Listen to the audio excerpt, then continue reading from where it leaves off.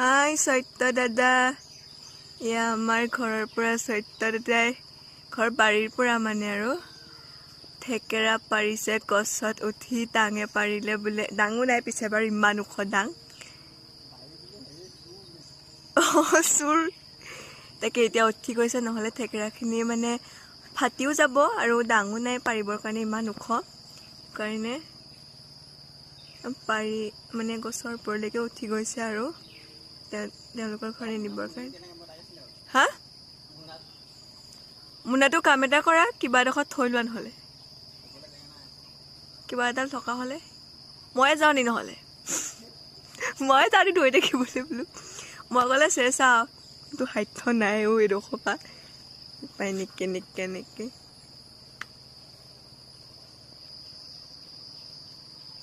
সত্যদা আহিছিলে, স্কুটি মোক শিকাই আছে, গম পাইছে সকলোৱে যিহেতু মই দিয়া আছো বাৰু।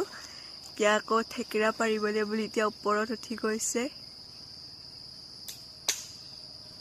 পালানে?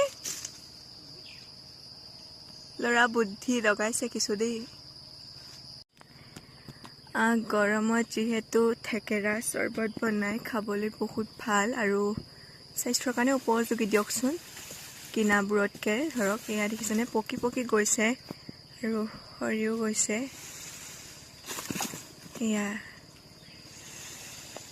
মাক সুধিলে আপোনালোকৰ সেই আগতে বহুত দিনতে নিছিলে আৰু মানে মনত থাকি গ'ল। সেইটো কাৰণে দাদাই সুধিলে আছে নি, মায়ে কৈছে বোলে পকি আছে, লৈ যাবি বুলি ক'লে আৰু সেইটো কাৰণে বেছিকৈ পকি যাওঁ বুলি এতিয়া পটককৈ পাৰি লৈ গৈছে। বেছিকৈ পকিলে নাথাকে, সৰি মানে গেলি পচি নাইকিয়া হৈ যায় আৰু পাতিতে।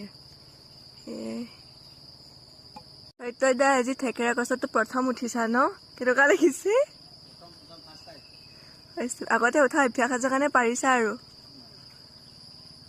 আমাৰতো সাধ্য নাই।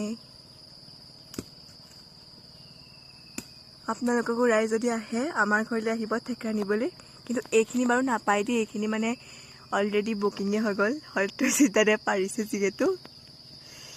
সত্যজিৎ দাদা আগতে আমাৰ ঘৰৰ পৰা নিছে, বহুতে নিছে মানে। মাক সোধে আৰু আমাৰ ঘৰত থোৱা হৈছে দেই থেকেৰা, মানে ভালটো খাবলৈ। আমি থেকেৰা চৰ্বতে প্ৰায়ে খাওঁ আৰু মই স্কুলৰ পৰা আহি থেকেৰা চৰ্বতবিলাক খালেহে শান্তি আৰু। আপোনালোকেও খাব ৰাইজ, যদি নাই আমাৰ ঘৰৰ পৰা নিবলৈ আহিব, এটা দুটা পাব আৰু। মোনাটো থ'বলৈ জেগা পালা নেকি সত্যদা? দেখিছেনে ৰাইজ, ল'ৰাৰ বুদ্ধি, কিবা শিলৰ খুঁটি বুলি কয় নহয় এষাৰ, যোজনা আছে নহয়। মই বাৰু ভালকৈ নাজানো দেই, লোকৰ মুখত সুধিহে কৈছোঁ, ভুলো হ'ব পাৰে বাৰু।